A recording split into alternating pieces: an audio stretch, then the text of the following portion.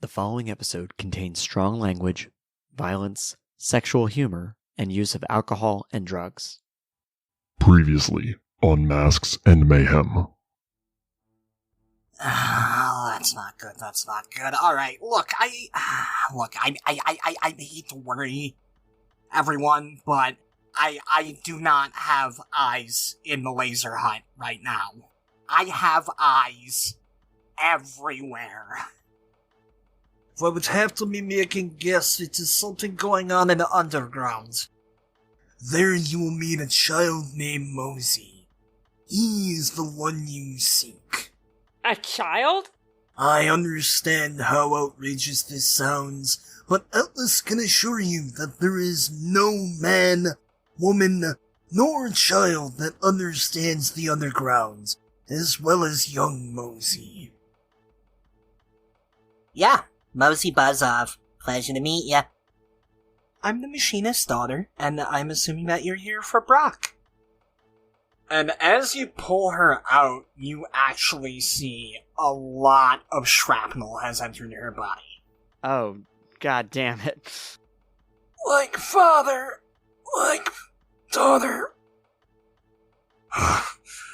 So hard to breathe in that bucket thing. Ruby? Yeah, who the else do you think would come and find you? Also, I fed your dogs. And yeah, a lanky, blonde-haired 14-year-old makes his way in, and he sees you, Lazerhawk, and he goes, Dad?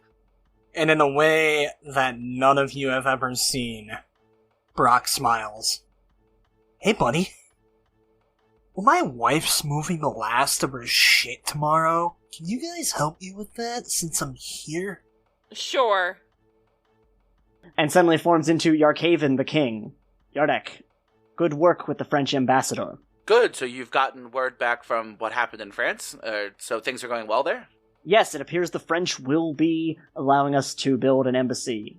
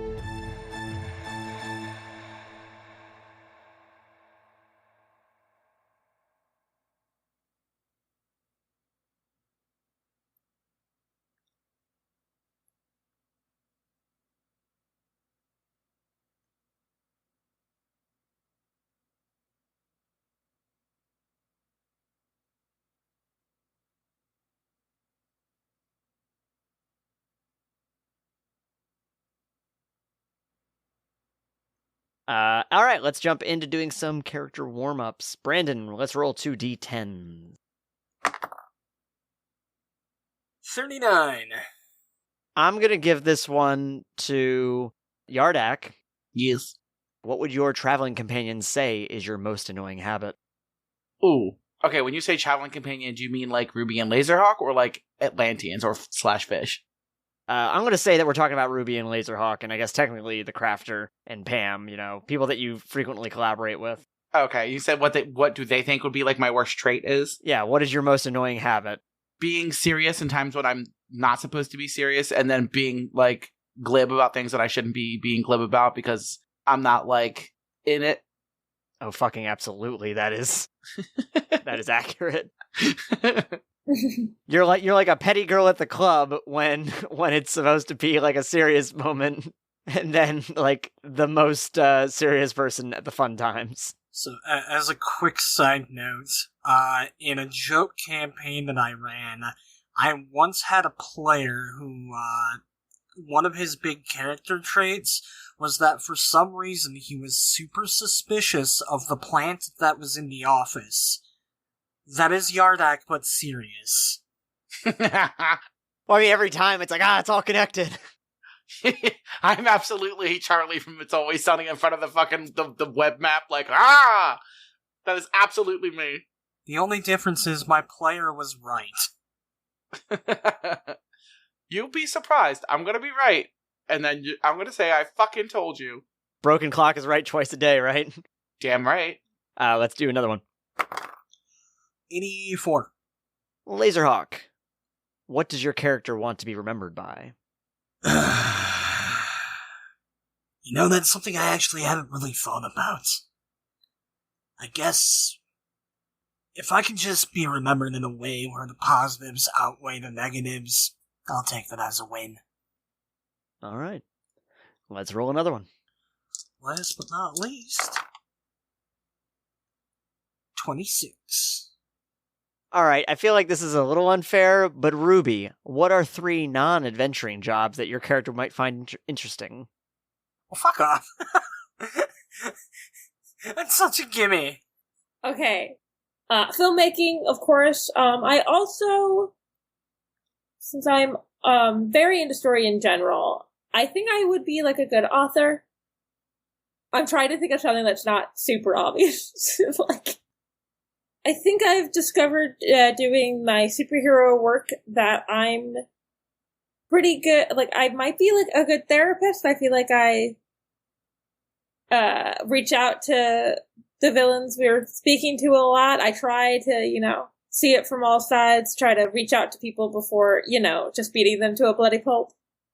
I just think it's important that you know that a lot of my characters can't be reasoned with, because you can't logic someone out of a situation they didn't logic themselves into. Arguing with me about anything. That's fair, but I was able to save Ulrich, so... I was gonna say, that's the mistake I made. I let you do one too early, and that gave a false precedent. Look, bud, last adventure, I was just trying to make sure that my sperm count wasn't forever altered. Oh man, I can't believe that robot just kept kicking you in the dick. You already got one. Yeah, and I'm kinda shit in the bed here. I'd like a redo at some point, Yardak. Damn. You think that your kid's a lost cause already? Wow. No, I think that I just was a terrible parent. So you want to do it again to another child? Yeah, I'm starting to figure my shit out. Well, wait. Dan, maybe our thoughts on human existence are coming out a little too much. Yeah, God, fuck, just a blight, honestly. I just want one kid to have good memories of me. Oh, this kid has good memories. They're just a long time ago. Fucking stop it. Previously on Masks and Mayhem.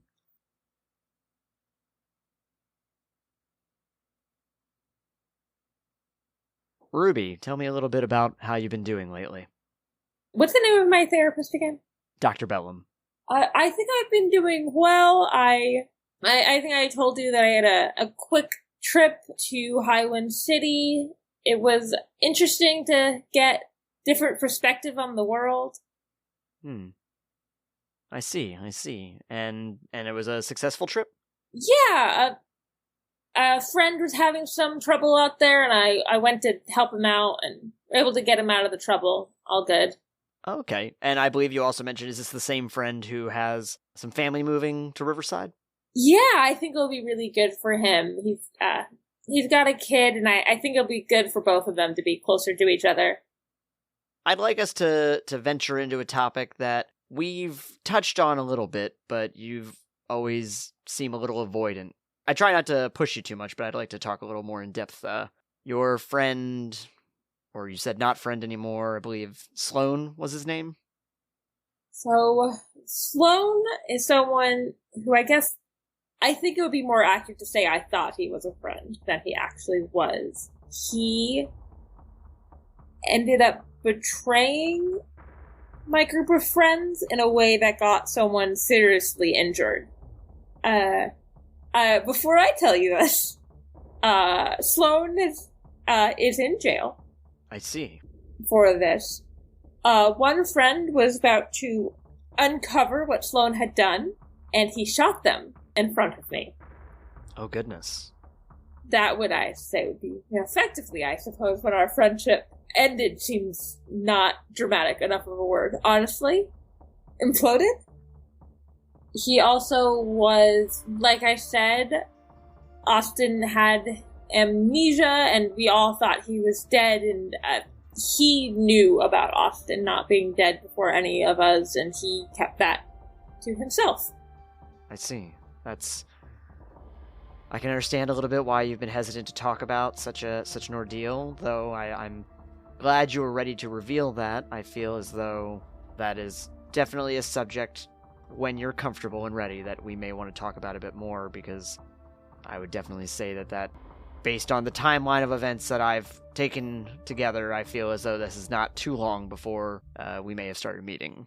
No, not terribly long. I would say the events of that day were part of the reason that I thought maybe therapy would be a good idea. Have you seen Sloan since he's been apprehended? No, I saw him more that day, but since he was taken into custody, I haven't seen him. I think more so than other betrayals, I had invited him into my friend group. I had taken him to like a space cadet convention, which is the highest level of betrayal. Look, honestly though. And it just seemed so bizarre that he could betray us in that way. We went from space cadet to space regret. Of course, when someone betrays your trust, it throws your whole world off balance. We'll definitely talk more on this, but I think that is going to be the end of our session for today. Okay, thank you again, Dr. Bell.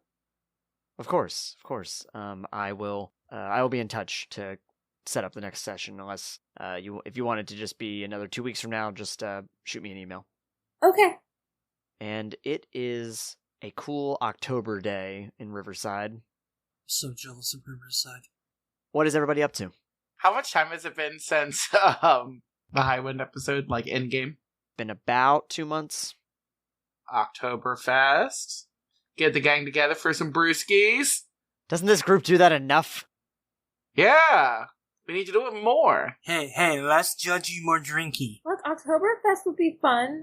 Oh my god, for Oktoberfest, I'm calling it the Lazerhosen. The Lazerhosen! Ruby's from Texas, so there's a huge German population in Texas, and Oktoberfest is very popular. Would make sense that she'd be into it. You don't have to justify your alcoholism to me. Brandon, tell me a little bit about Lazerhawk. What's Lazerhawk been up to these past months since the incident in Highwind? I mean, the last 2 months, my kid's back, and I'm trying to spend every possible moment I can with my boy. If I'm not doing defendy stuff or taking care of the dogs or something, I'm trying to spend time with my kid. Has anybody else met? I guess obviously they met during the move. Has Carl or Beverly gotten to really know Ruby or Yardak? Bev and I are great friends. That's fine, that can be canon. I was about to open that up to you guys. Like, how free have you been? I think I've maybe met them once or twice. I assume I've been working too, so. Yeah, every now and again we invite Ruby over for Wine Girl Wednesday. Okay. Lazerhawk being from Highwind, now living in Riverside, you've got your family with you now. Since this is also our upgrade episode, talk a little bit about some changes that came to your character sheet. Most of it was skills. I just imagine that Lazerhawk's always trying to better himself when it comes to anything that can help him with crime fighting. And although I didn't get my 2 extra arms, I inhaled enough funny chemicals for me to be able to jump significantly farther now. Yeah, between training and your experience with fighting decay a few months back, you find that I think it's you've more than doubled your jumping capacity now with the Pulsar Pogo. I can jump a fucking mile in a single bound. Jesus Christ. No, Lazerhawk. I understand you mixing us up, though. It's the hair. Daniel, tell me a little bit about who Yardak is, what he's been up to recently, and changes to your character sheet. So, without giving too much away, I wanted to dip into some of the more mystical arts side of Atlantean magic. After seeing what Yardane could do at the dam and getting a glimpse at the ancient Atlantean tablet on the ship when we rescued Brigand, I wanted to do some digging and found a couple of fun new tricks to bring to the party. Okay, and what have you been up to in the immediate... Other than befriending my ex-wife. Other than befriending Bev and having some wine, things have been kind of quiet since we've gotten back from Highwind City. So while I've been doing the patrol here and there, I've had more time to myself recently, which is what has led me to be able to go to and from Atlantis pretty much at my own leisure for the past couple months. Other than going back and forth between Atlantis and here to see Ullabrin for some training and keeping in touch with my friends and Yardak, of course. It's just been more of a relaxing few months. Just kind of some me time and trying to better myself, Yardak style. Rachel, tell me a little bit about who Ruby is and what she's been up to and your character sheet changes. Ruby is, well, a filmmaking student at this point is not super accurate. She's full on working in filmmaking now. She had a pretty successful indie film that came out last year called The Black Cat, and recently she's been working on the set of the new Space Cadet show, which is her favorite franchise, and not in any way Star Trek. On the superheroing side, I think spending some time in Highwind has made her realize I need to do a little bit more practical training, so she's actually been training with Lazerhawk. Specifically, she's gotten a lot stealthier, much sneakier. And she's also gotten a lot better with fighting. She was a little worried. There were a couple of times where a fight started and it was really hard for her to have enough time to make a weapon, so she wants to be able to get a couple punches if that's necessary. She's also discovered some cool new things that she can create, but perhaps we should keep that a little under wraps to not give away too many things. We'll have some opportunities, I think, for the secret skills that y'all have gathered. I've also been upgrading the laser van. The what? Laser van? Not the laser van. I tried to, combine two. I mean, I'm fine with that, but... We've also been working on updating the Vizual van. Yeah, I believe you've gotten some assistance on that from a few different fronts. Yes, I believe Frank was helping a little bit, and also I've gotten some help from Kit. If need be, he can come in and check in, such as he does at the Laser Hut. However, usually he checks in and I'm listening to a nerdy podcast, so I'm guessing he doesn't check in that often. More of an intercom system, if anything. That's what you think. I actually love the podcast that you listen to. Hey. You had your chance. Should I also talk about my new digs? I totally forgot. Yeah, actually, that's a good point. That's something we did skip over. Piggybacking off of upgrading things that aren't ourselves, I have taken it upon myself to swim on further in and set up shop in the, it's kind of like the bank? Goes up to the sewer? Yeah, I would say, I think the area we described was the basically the banks of the north end. Yeah, so now I'm on the north end, up in the banks along kind of the wall there, and now have my way into the sewer system, to which then gives me underbelly access to the laser hut, should Lazerhawk let me in when I knock. I think that I can do that on occasion. I'm sorry. Your new rock connects to the sewer system? I imagine that, so the rock has always been, man-made, or Atlantean-made, I suppose, in this case, and it was really an artificial cave. And essentially that has just been now moved and installed into the side of Riverside City's system, and basically, with the tunnels they built, we're able to just connect it with the sewer system, so... This beaver built a new dam. I say, essentially now he can exit directly into the sea, or, into the sewer system as needed. Mm-hmm. And I can be much more covert. Ooh. So you also worked on your stealthiness. Kind of, without actually being stealthy. In a sense.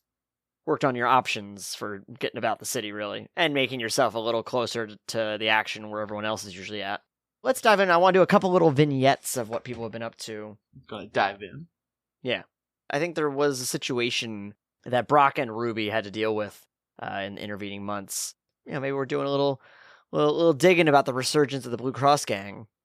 Those cocksuckers.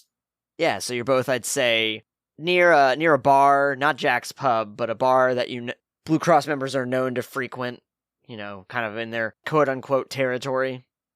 It's called the Scallywag. 2 words. It is called the Scallywag.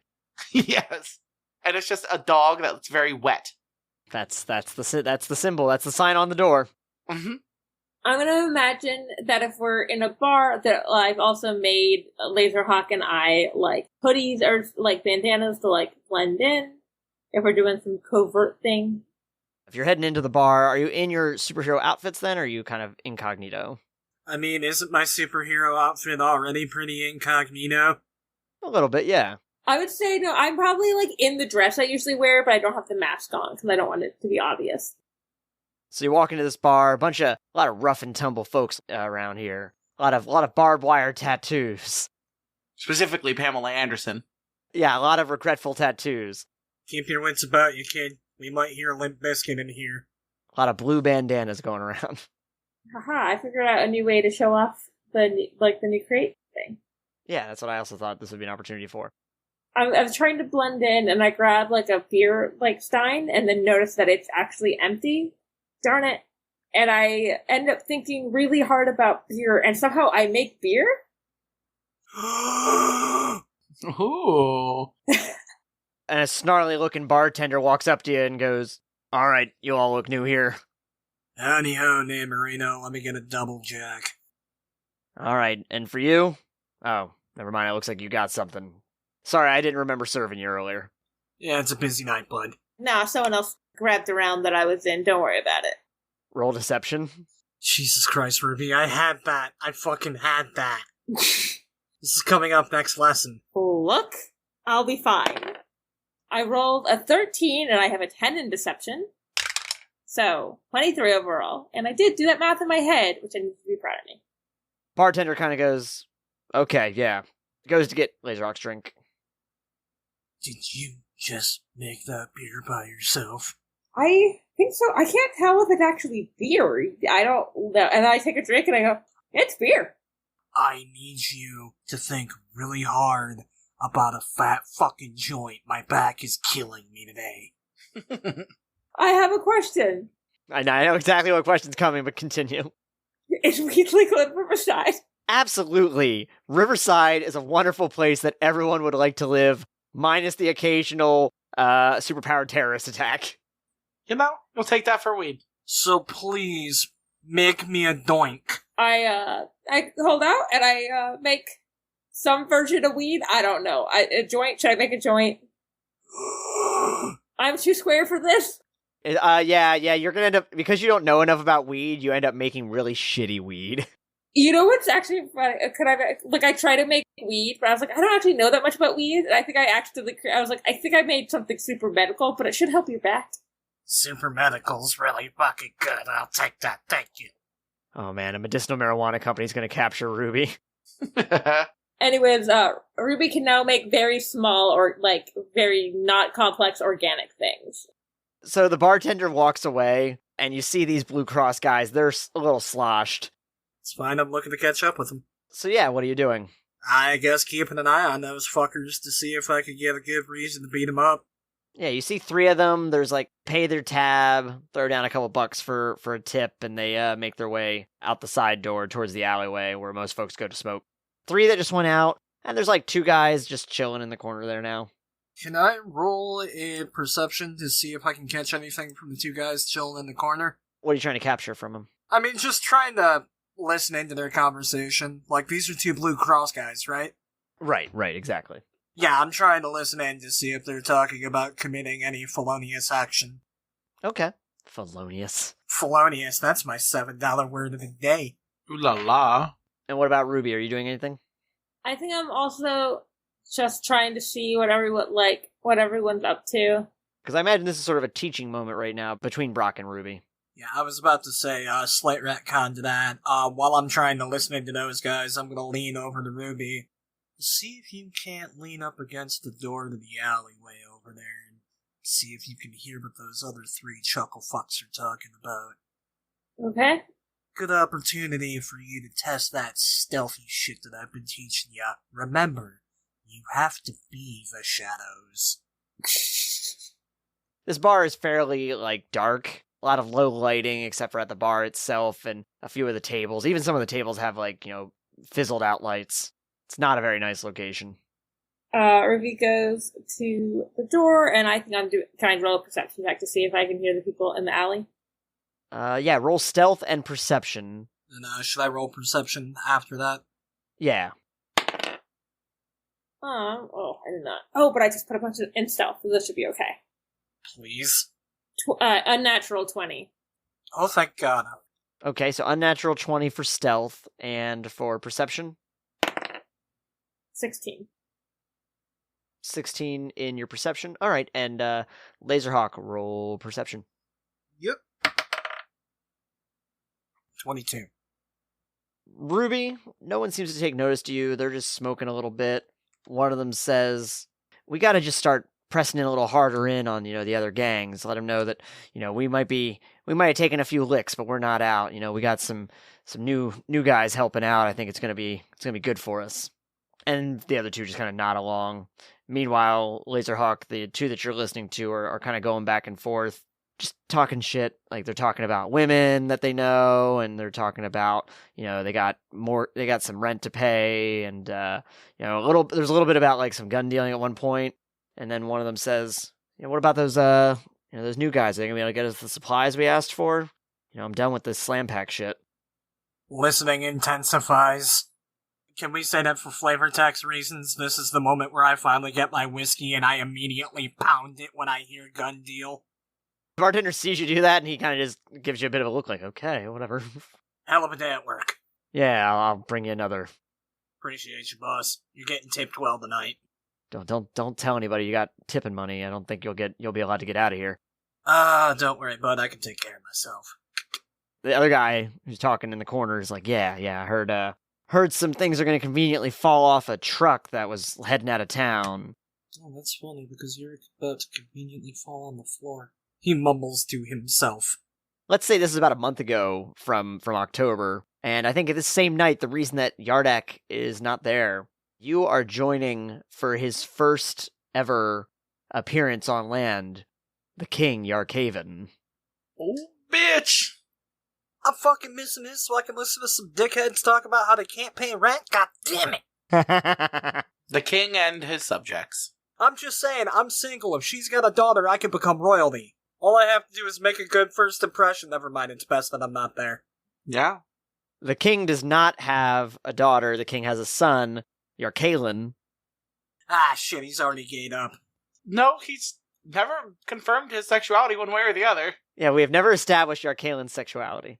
Oh, wait, no, that's not the one. Yaradama is my slam piece. They all start with Yar. Fuck off. Yeah, that's their thing. So basically, but joining the king is his son, Yarkaven, and Yardak's paramour, Yaradamo. Got my best friend and my boyfriend. Okay. The squad is rolling up on a UN event. Staying Alive is playing on the radio. Wearing our Atlantean regalia. Yeah, I imagine that they are dressed to the nines. No, dressed to the sevens, C's. Fuck you. Wow. Yarkaven, just as he did before, is very much basking in the limelight of all the cameras and the press.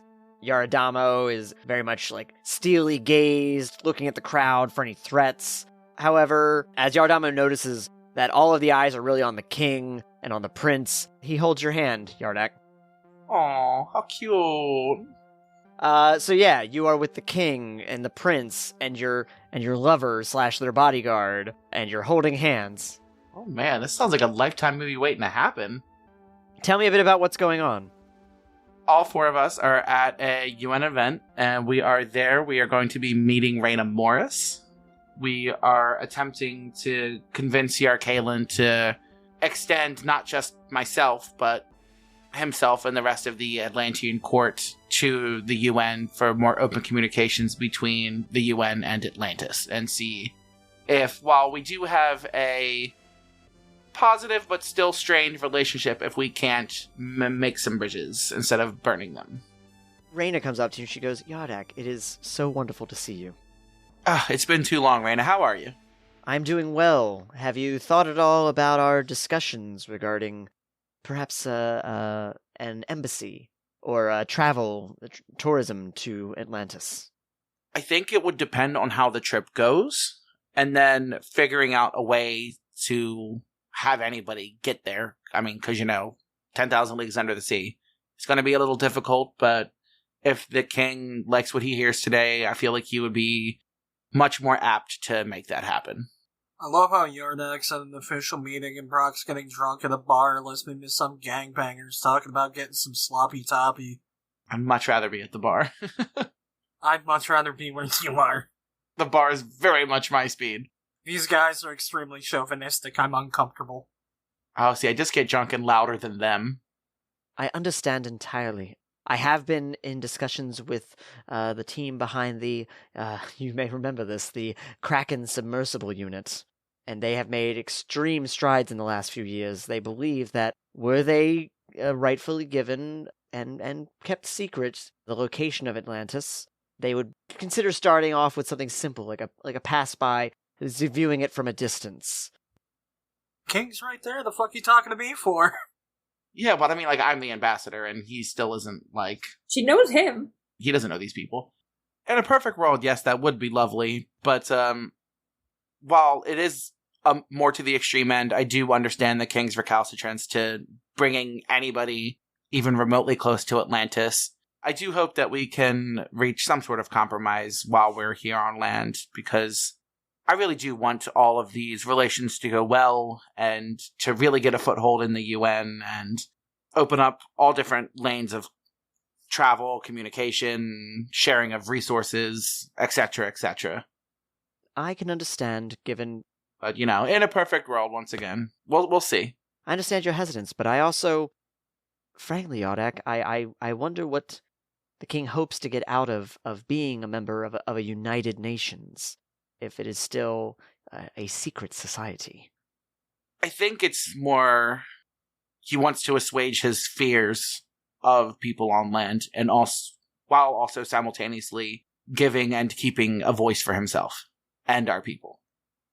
Yardak, as a personal favor to me, I would ask you ask the king to seriously consider what sort of olive branch we can offer that could show our commitment to a peaceful and lasting connection with Atlantis, because we can give, but it must be mutual. Oh yes, I completely understand, Reyna, and I have talked to the king about you on multiple occasions, and I do believe if anybody could get his ear, it would be you. He knows everything that we have been through, and that you have fought beside me against people who would seek to do damage to the general area and environment. And I mean, we live in the environment, I make air quotes. So the king is at least tangentially very appreciative of what you've done with us, at least what you've done so far. Well, I hope I perhaps can get a few moments with him myself, but allow me to catch up with some others in the meantime. Oh yes, absolutely. Go schmooze. It started off as a joke, but genuinely, I feel like that conversation with the king is going to go. Like, I don't know, maybe you can clean out some of the fucking plastic you keep leaving in the ocean. Yeah. No, we don't need an olive branch. You guys have left enough shit here. Oh boy. See, we got an olive branch, we have a pizza box, we have a couple Tupperware containers. What is that, a Gatorade bottle? Yep, that's a Gatorade bottle. What do you do after Reyna makes her leave? Because I just had to be very prim and proper, even though Reyna is a friend, I kind of let out a good deep breath and kind of relax a little bit, take a step back and get with Yaradamo and kind of walk around the perimeter of the event with the king and Yarkaelin. I think also that Yaradamo, having not seen you in a while, drags you to a secluded area, after making sure the coast is clear. Oh, so we are gonna fuck. All right. He just runs his hands through your hair and says, "It has been far too long."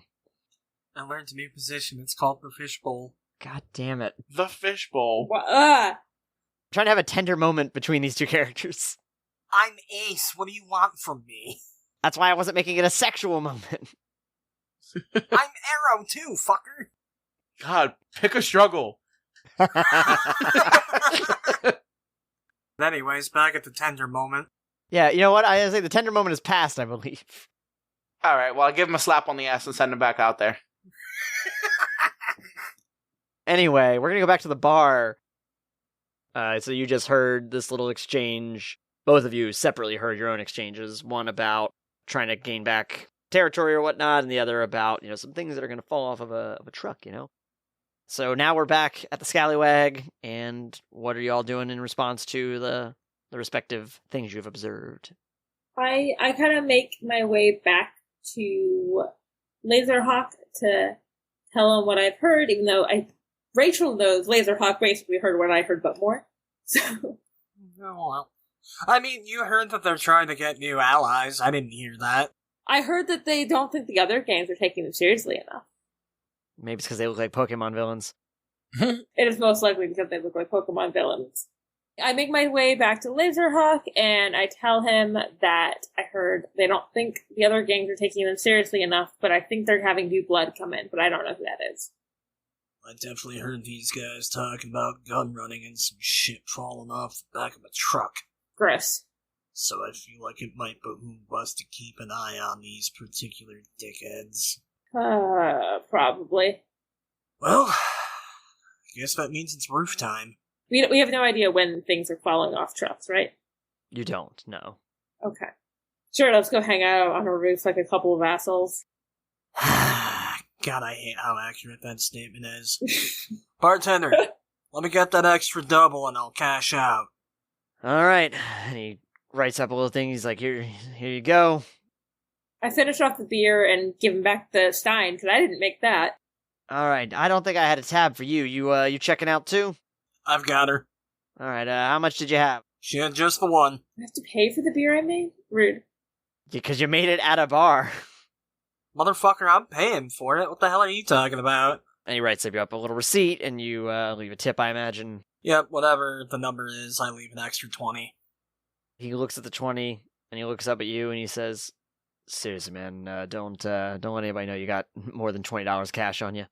Why do you think I'm being sly about it, boss? Didn't catch your name. Come on back. Maybe one of these times you'll get my name.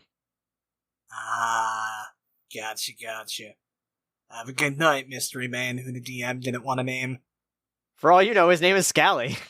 Ruby refuses to ask characters' names. It's smart. People die. Recently saw that guy that Emily stabbed. He's not dead. Believe he had to retire from being a union agent, though. Yeah, I go across the street, make sure that Ruby and I aren't in view, and then kind of piggyback her up. And what are you doing now? Watching, waiting. And hoping. And praying. This is, what watch duty's like, kid. Now, if you don't mind, spark. No reason we have to be uncomfortable and make a couch. Fucking right. What are you waiting for? I'm waiting for these dickheads to leave the bar so we can proceed to follow them. Ruby has, literally today discovered she can make organic things, an hour ago. Ruby's gonna make some food and see if she can make food. Okay, let's roll a creation check. What kind of food are you trying to make? Pizza. All right, you're making pizza, and what'd you roll? I rolled an 18, I have 7 ranks. 25. It's not the best pizza you've ever had, but it's edible. Doesn't taste like cardboard or anything. Brock grabs a slice, takes a giant bite. At least it's better than Chicago deep dish. That's just lasagna. And then Ruby looks down at the pizza and goes, turns out I would download a pizza. Fucking Christ. Alright, we can end the episode there. Hey out there. Today's mid-roll is mostly to help keep things straight. Listening back during editing, I felt like the timeline for this episode is not exactly clear. Basically, while the opening scene and the post-credits scene take place in early October 2021, the events at the Scallywag and in Paris take place in early September. Last couple bits of note, our 3-year anniversary will be coming up in a week. To celebrate, we are going to do a YouTube live stream for some commentary of our first episode, Opportunity Costs. I'll be there along with Sama, who played Hyperact, and Brandon, who plays Lazerhawk. The commentary will be in the text chat, followed by a little post-episode discussion. Can't wait to see you there. Lastly, be sure to check out our friends at Variant Ventures, who have some awesome resources for increasing inclusion in gaming spaces. You can find a link to their website at masksandmayhem.com/support. But for now, let's get back to the game. All right, and on that note, while you're doing that, we're going to jump on over to Yardak and the royal party. Where is this party taking place, by the way? Wait, where does the UN meet? The UN meets in New York, technically. But this is a party, not like an official meeting. That's true. Yeah, I'd say it's that opening in France where we like created that new UN contact a while ago with Reyna. Celebration, like you're welcome, like here you're part of us, and then like also like this is a test the waters with the Atlanteans. Okay. I'm sorry. I'm on like eating shitty pizza that I made on a rooftop and you're in Paris. Yeah. Yeah. You're gonna be in France, and no one you talk to is gonna speak with a French accent. It's gonna be really weird. Oui, oui. Oh, oui, oui.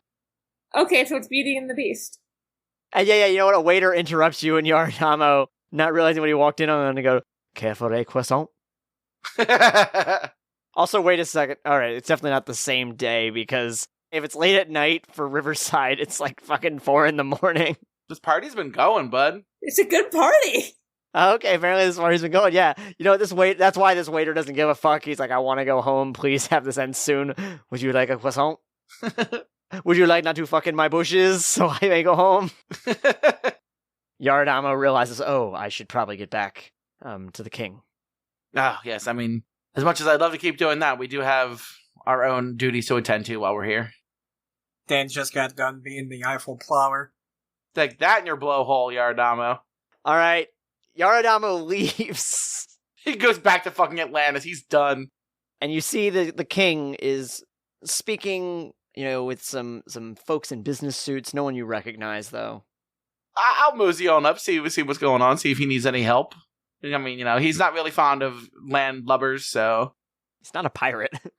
So yeah, as you walk up, the king is speaking with people, regaling them on a tale of years past, when he was a young man. And as usual, they're listening to the older person politely. Yeah. And that is how I put down the rebellion that time. That's what I would say. Which one? Well, he said it was when he was a young man, so... Great conversation to have with people you're trying to build a diplomatic relationship with. So anyways, here's how I squashed the rebellion. Hey, don't be dicks. Yeah, roll an insight check, Yardak.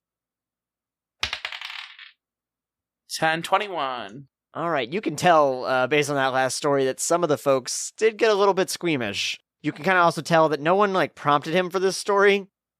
Those are the best. And when he sees you, he goes, yes, Yardak. My young friend here has been a faithful ward of the palace for decades now. Come, my friend. Centuries. I'm over 200. And he kind of puts the spotlight on you. Tell them of the wonders of our great people. I couldn't, other than, losing my father, I couldn't have asked for a better childhood, and joining in the Atlantean army was quite the experience. I got to learn how to fend for myself while also fighting for a place that I believe in, and now getting to help the king and by extension my best friend. It's been more than I could ask for as somebody who was just the son of somebody in the Atlantean army himself who, by all accounts would be nothing notable next to the king. So now to be in his direct employ is quite an honor. Here! And you see Yarkalin is he drunk? Is a little drunk. Yarkalin, the Prince of Atlantis, is a little drunk. And you can see him, he's got his arms around two people right now. Fucking get it. A wonderful congratulations to my good friend. Yes, Yardak. Continue to regale them with your tales. Oh, I'm so happy I introduced him to whiskey. You don't even need an insight check for this. You can tell the king is very disapproving right now of his son. So, in that case, since I did not even need an insight check for it, I want to... There is a waiter walking by, and I grab a glass of water off the tray to take a quick swig myself, very subtly give him a little bit of a break in his inebriation and try to get him to come back to his mind more so. Roll a healing check. 17, 10, 27. His cheeks go a little less red. He stands up a little straighter. He realizes what you've done, and he goes, "Ah, well played, my old friend. Trying to sneaking up on me, helping me." Trying to just keep the wheels greased while we're here. And then, I kind of nudge and, gesture over to his father where he can see where he's looking disapprovingly. Be like, gotta keep the face here. Oh, of course. You do such a wonderful job of it. And he kind of puts his arms around the other two people that he was just with, and he says, "Perhaps I can tell you some tales of Atlantis in a more private space." Get it? Jesus. All right. And they sort of saunter off with Yarkaven, and Yarkaven, the king, still just shakes his head disapprovingly as his son leaves and goes to continue his tales of his youth. What do you do? No, I feel like he's gonna kind of have to get himself out of this mood. I don't know what I could do. I mean, I wasn't even meaning necessarily with the king or the prince. I just meant... Yeah, I want to do a quick perception check to see if there's anybody that I might even vaguely know or have heard of that I'd be like, I know that guy. Okay, roll it. 24. So you see some ambassadors you've met before, no one you're particularly close with. You do, however, scoping the party, see Wilhelm Jensen. Oh, my dude. I want to go over and say hi. And he goes to give you a firm handshake. And then I take that handshake and I bring him in for one of those straight bro, one-armed slapping back hug things. Hello there, Yardak. Long time. It definitely has been. I just talked to Reyna. It's good to see you. What have you guys been up to? Oh, you know her. She's always just making her way around the world, non-stop it seems. I know that she has a planned stop in Riverside for, he kind of looks around, a cameo appearance. Yeah, you heard the good word. Our friend Ruby, she is working now on a TV show. Well, yeah, of course I've heard. That's how, Reyna put in quite a letter of recommendation on her behalf. Yes, actually, Ruby was so thrilled when she saw it. I totally forgot to thank her on Ruby's behalf when I got here. Oh, no, she understands that. No need to take the time, but I'm excited to be back in Riverside, hopefully a little less adventurous circumstances. I mean, it seems to be everybody's first trip to Riverside, there's an attempt on their life, so hopefully the next time's a little more boring. Can't vouch. I do need to check in with the security, but it has been wonderful seeing you. Is your friend all right, by the way? Yeah, he, is not used to the land liquor, so he had himself one too many beverages. So, yes, I don't want to stop you from your duties. You go, talk to security, and, just as an aside, myself and Yardamo are also here, yes, to help the king, but also as a bit of security ourselves, so if you do see anything, let us know. And he leaves to consult with some security, and we're going to pop back over to the rooftop, where it's been a couple hours now, and Lazerhawk, your back's feeling pretty good. So the thing about the Great Gatsby. And you get a phone call. Ella. Brock, I'm really sorry. I know it's super late. Or am I waking you? It's Beverly. No. What's up? You sound concerned about something. Yeah, it's just Carl. He's just been giving me a lot of lip today. I'm not saying you gotta do it now, but I just thought, I figure it's a little easier to tell him I'll have your father here soon, now that we're actually in the same town. Yeah, well, I can't imagine if the move's been easy on him. He's probably just acting out because of that. Yeah, well, I keep trying to tell him to go to bed, and he's just up playing video games. More things change, the more they stay the same, huh? Yeah, tell me about it. Anyway, sorry to call you so late. I just, No, you're fine. No, I'll sit down and have a chat with him as soon as I'm able to, Bev, I promise. Everything else been good with you? Yeah, job's been going great. Really... Has it? Yeah, of course. That one bitch isn't giving you problems anymore? No. I put her in her place. Atta girl. That's the Bev I meant. All right, Brock, I'll let you go. Hey, you need anything, don't feel like you're bothering me by calling me, okay? My phone is available 24/7 to you. Okay, Brock. Thanks, yeah. Try and have a good night. You too, take care. Hangs up phone. Oh god, my kid's gonna be a little shit, isn't he? You think it's my fault, Ruby? I kind of really shit the bed here, I have to be honest. I'm sure it'll be alright. Everyone kind of sucks when they're that age. It's the part where you were supposed to say I did it, but I understand. I don't think you really did, but even if you did, now's your chance to make it right. You can't go back and change the past, you can just deal with the future as it comes up. I need that kid to grow up to be better than me, you know? It's the dream. I don't know, I'm probably just overthinking it. Here's to fatherhood, yeah? I eventually want to do the thing. Well, not fatherhood, I guess. I guess it would be motherhood, but... What it's worth, I think you'd make a great mom. Thanks, I appreciate that. I mean, if nothing else, you can't shit the bed harder than me, right? Worst comes to worst, I can really spoil my kid. I can make them pizza whenever they want, apparently. The more complicated the food, the harder it becomes, though. It's okay. Can't be worse than little skeezers. So, it is at that moment during this conversation, you see our couple of Blue Cross friends stumble out of the scallywag, and they've definitely put back a few already. The three of them from earlier, the ones that Ruby listened in on, go in one direction, the other two go in another, and they eventually split off. So now you've got one going one way, one going another way, and three together going another way. Do we follow the group or try to split up? Well, if we're traveling by rooftop, we should probably stick together. That's true. Let's do it. Up and away. Up on my back, the roofs are close enough where I shouldn't need the laser. Okay, so yeah, you're following these three guys. They're pretty drunk. They start kind of harassing people as they're walking by, trying to scare some guys, definitely making women uncomfortable.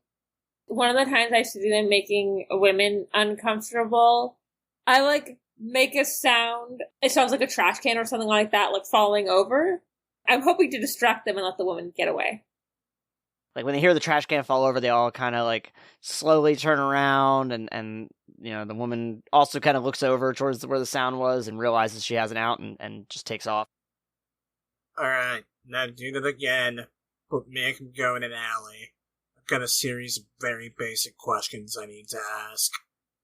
Can there be, an alley that we're right over?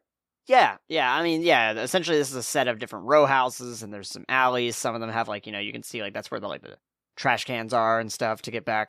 I make an even bigger sound, even bigger, kerfuffle, and make it right under us. And roll stealth, both of you. And then I'm going to say, for flavor, as I'm doing that, I put my mask on, because I think we're about to be superheroing. Okay. Good thing I just put a bunch of stuff in this. 33. Not as stealthy as you. That's why I'm teaching you, bud. 18. You get out of the way just in time as one of them sort of looks up. One of them looks up, the other two are kind of checking out the sound, they slowly make their way into the alley, and one goes, Come on, dude, let's go home. I make a wall so they can't leave the alley. What the fuck? So they're kind of looking around the alley, they're looking up the fire escape towards y'all, not seeing you. They slowly start backing away from the wall that Vizual just made. Alright, kid. You're gonna need to go down the fire escape.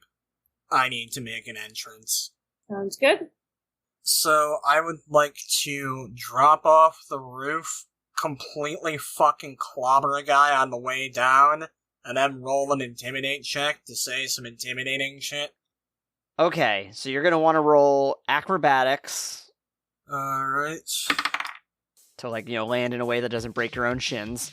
That's gonna be a 21. I rolled a 3. Okay, you were still successful, honestly. I just wanted to point out how stupid high my acrobatics is. So now, I'm not gonna make you roll to hit, but you are gonna have to roll a toughness check on yourself. Can do. And this guy... It's gonna be a 28, buddy. Yeah, you're fine, he's not. Good. Yeah, this guy goes down in a heap. He's unconscious, doesn't look, particularly bloody or anything. You definitely didn't, you're not gonna get racked up on another murder charge. Good. That's preferable. And now roll the intimidation check. 24. What are you trying to do? What are you doing to intimidate them? What are you trying to accomplish? Run and I break your legs. scream and I break your throats. Well, they are absolutely frozen in place. Now, I'm going to ask you a series of very basic questions, and you are going to give me a series of very basic answers. Do we have an understanding? If I talk lightly, does anything get broken? And the other one looks at him and goes, Don't say anything. Don't say anything. You answer me when I speak. Do we have an understanding? And he looks a little genuinely confused because remember he's a little drunk, and he just lightly nods. And I think by this point, Ruby, how are you coming down? You're coming down the fire escape, or what are you doing? This is something Rachel could never do in real life, but has seen done in movies. So Ruby does that thing where when she's coming down the fire escape, she jumps off and grabs the ladder and rides it down. Brock makes a mental note to point out how cool that is later. And so, what are you all doing now with your two new friends? I would answer his questions. You have new associates. Who?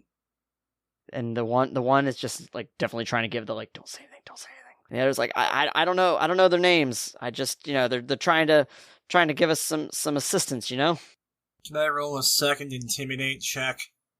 Sure. So what are you trying to accomplish with this one? Because you roll pretty. The one is clearly going, don't say anything, don't say anything. I'm going to convince him that speaking is easier than silence. Okay. A fucking 33. Okay, what are you doing? I look at the guy who's saying don't say anything while he's saying something. You lie to me? You withhold information from me? You're gonna wish that all I broke was your leg in your fucking throat. Understood? He nods too. New associates. Who? I'm glaring at the guy saying don't say anything while I say that. He wasn't kidding. We don't know we don't know anything. Alright. The truck. Where? It's gonna be on the outskirts of town, somewhere in the Centennial. When? I think it's in 2 weeks. Good. So here's what's gonna happen from this point on. You're not going to mention that we had this little talk, or I'm going to find you, and I'm going to make you think that prison is the greatest place you could be, because at least then, you're away from me. Do we have an understanding, you little shitheels? Yeah, what about him? Who's him? The guy you knocked out. He got drunk and fell, remember? Hit his head real hard. And they just sort of wordlessly nod. I hope he's okay. Hell of a tumble. Turns to Ruby. You got anything else to ask? Nah, I think I'm good. I guess we should let them go. So who didn't you talk to tonight? Nobody? Exactly. And I go, I'm glad we came to this understanding. And as I say that, the wall fades away. Hope you all enjoy your night. Hope I didn't kill your buzz. And as you pulsar pogo away, you go, holy fuck, man. Jump back over to Yardak. However, this is no longer at the party. Yardak, this is about a week after the events of the party. Oh, okay. And you are back in Atlantis. Mm. You have basically not been back to Riverside in this past week between the party and now. You went pretty much straight to Atlantis to continue your training with your old friend, Ula Bryn. Oh, my girl. Let's go. And she has taken you into her inner sanctum area of her residence and is just showing you many different texts of ancient Atlantean religion and information and art, runes, all sorts of things. What more can I teach you, old friend? I'm sure there's plenty more that you know that I do not, but I feel like you've taught me a great deal in a very short amount of time, actually. I'm quite impressed with how quickly I'm learning it and how well you're teaching it to me. Yes, old friend, you have definitely... You've expanded your mind so much. Perhaps sparring is in order? Yeah, let's go. I feel like you might mop the floor with me, but I'm sure it'll be fun. Oh, don't worry. I'll keep one hand behind my back. If only I could be so lucky. And she actually does do a stance where she, like, puts one hand towards you and the other behind her back. Oh, this little bitch. Okay. All right, what are you going to start by trying to do?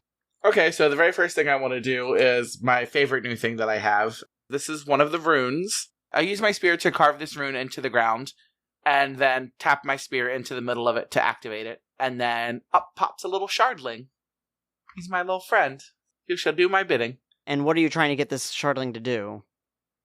Weirdly enough, when you mentioned, like, me and Ulabrin having, like, some kind of, like, battle, I was kind of picturing Pokemon, so I was like, let me summon my man. Fucking Yardak became a summoner? Because you specifically described to me that the shardling, when we were designing them, you described the shardlings as more like helpers and not fighters. Yeah, I realize this now that I've done it. But I basically imagine them looking like a very sharp Porygon. A jaggedy-looking Goron from Zelda, but, like, small. This little biped little guy made out of ice. We said that my runes were free action? They are move action. Move action, that's it. Okay, so that was my move action. So then, as he pops up and he's like, ah! So I get some water glowing around my hands, and then I want to say to Ulabrin, one hand behind your back, you say? Let's keep it there. And then I want to try to freeze her hand that she has behind her back, actually to her back. Alright, so it's an affliction, so what is the DC on that? 24. Alright, so, and what are the conditions that it results in? It is... The first one is hindered and vulnerable / prone.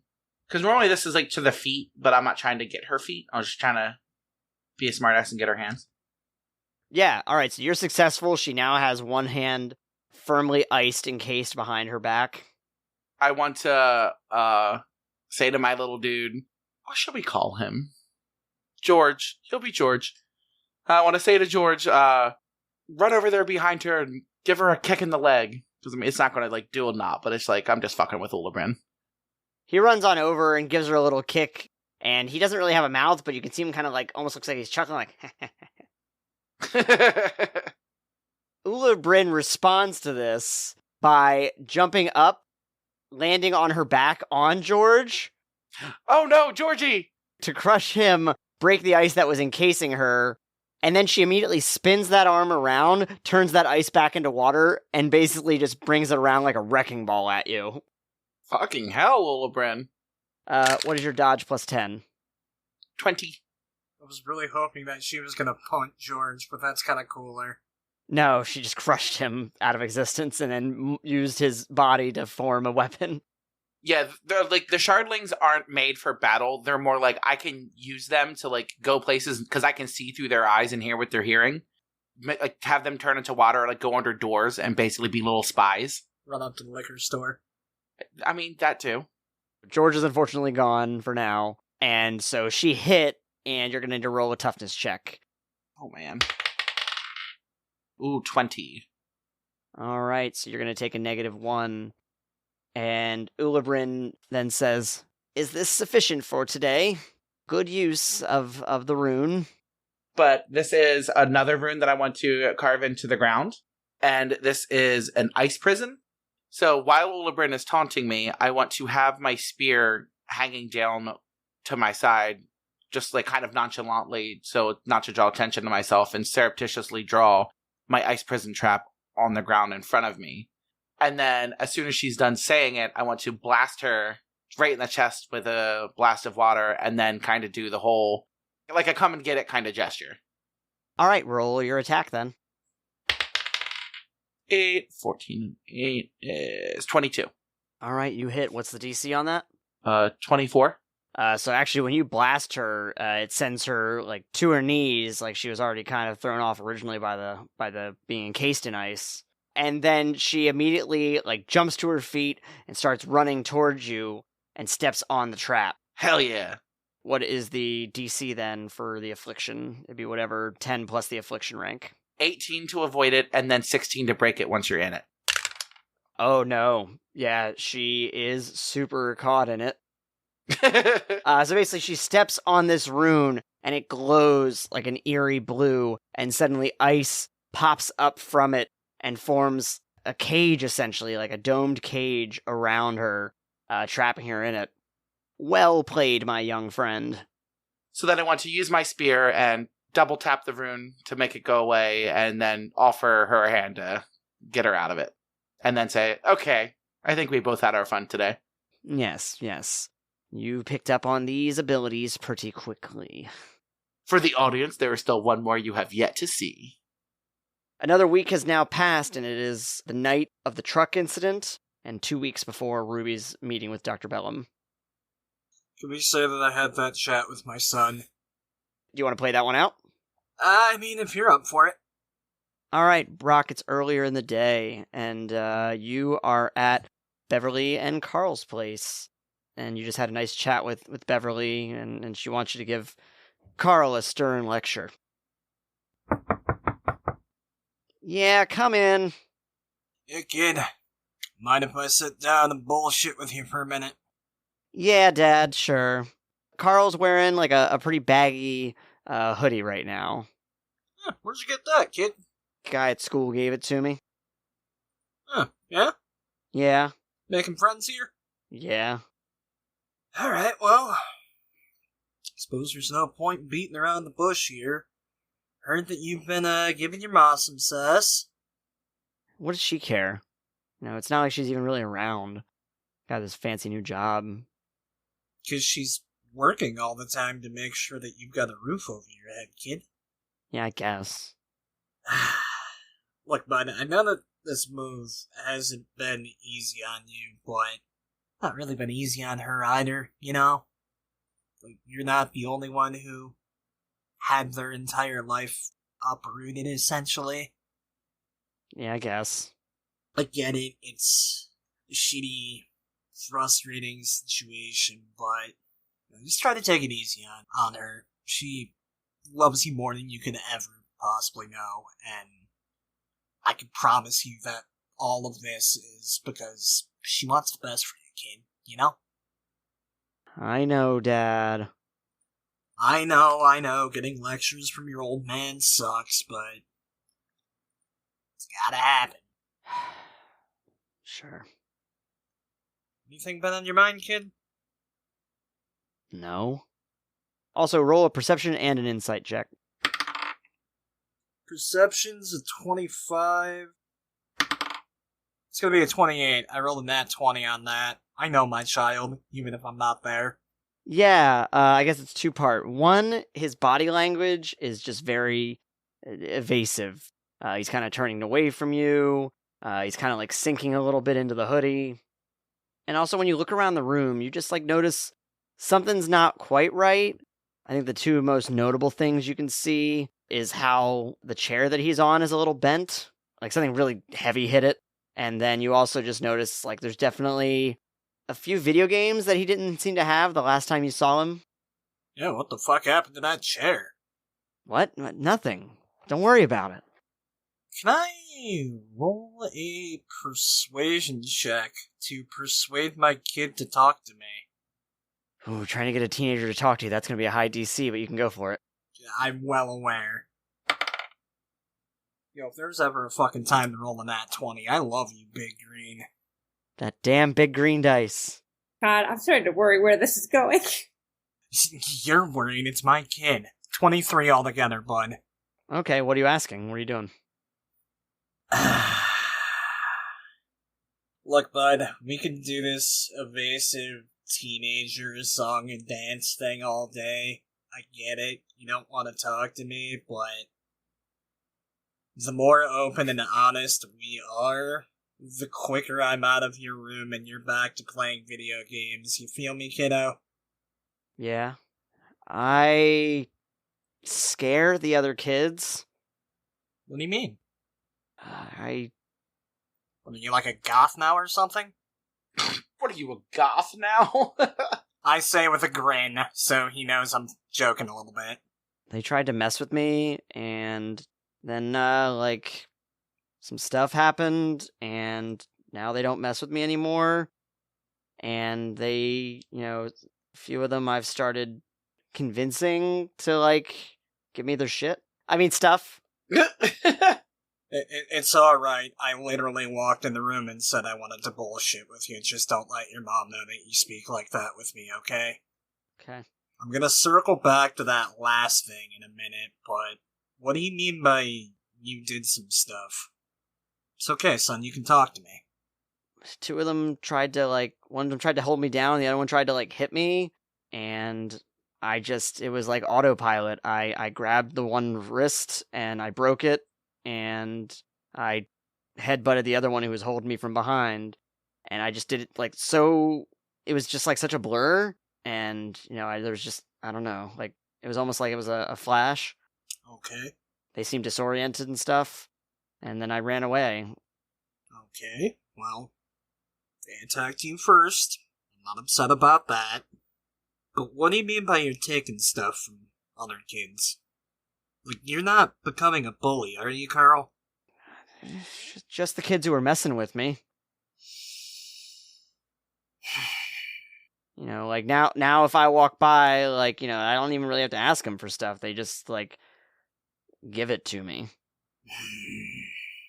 Carl, that kills people. They very well could.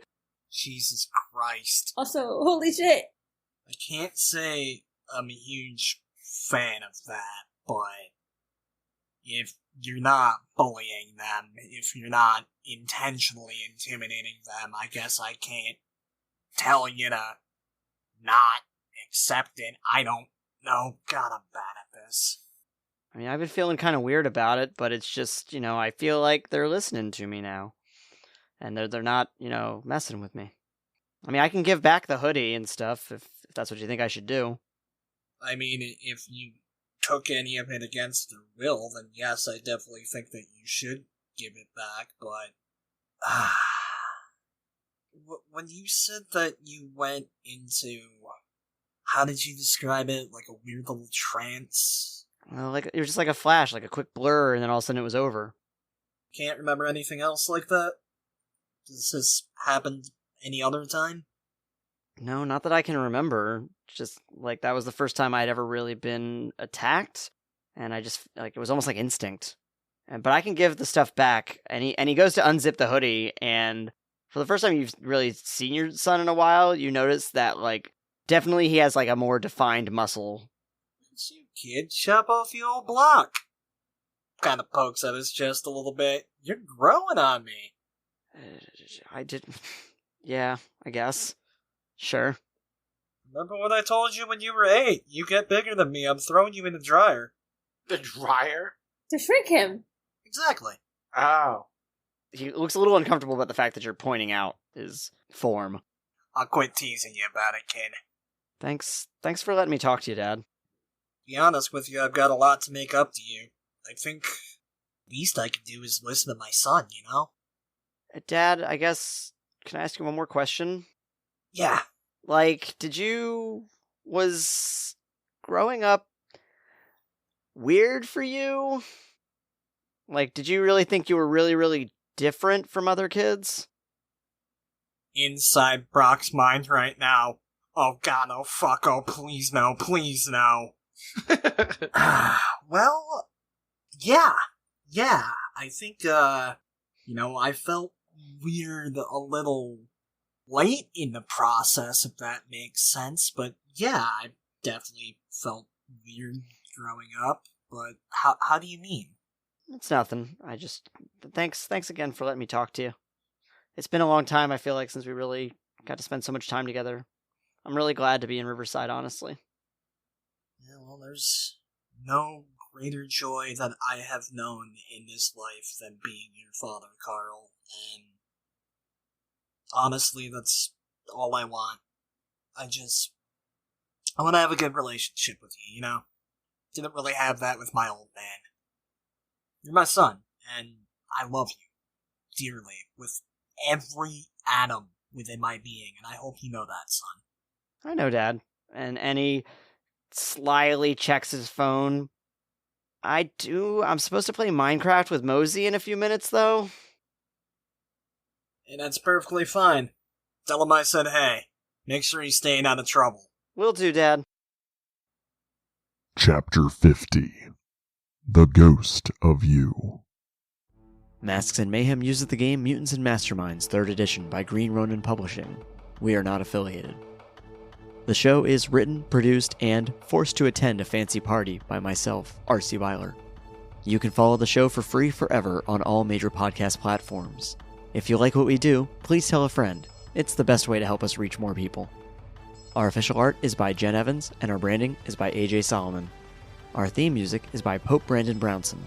Additional music credits, social media links, blog posts, and episodes can be found on our website at masksandmayhem.com.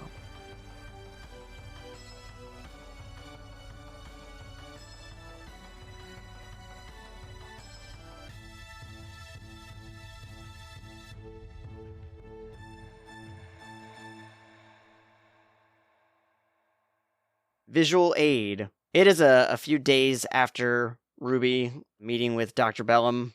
Visual aid, you are walking down row after row of very intimidating looking individuals eyeing you up. You're being led. You reach a room that you are led into. It's just a room with a two-way mirror. There's a basic table and 2 chairs in it with a single light shining from above. And you sit down. The person who's escorting you says, do you need anything? Like, do you want a soda or some water or something? No thanks, I can take care of it myself. I make myself a glass of water.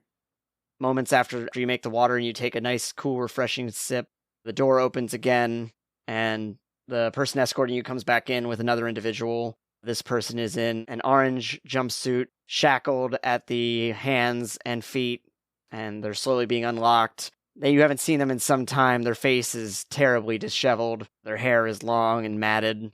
You are at Striker Prison, and the person looks at you and goes, "Oh, hey, Ruby." Hello, Dr. Matthews.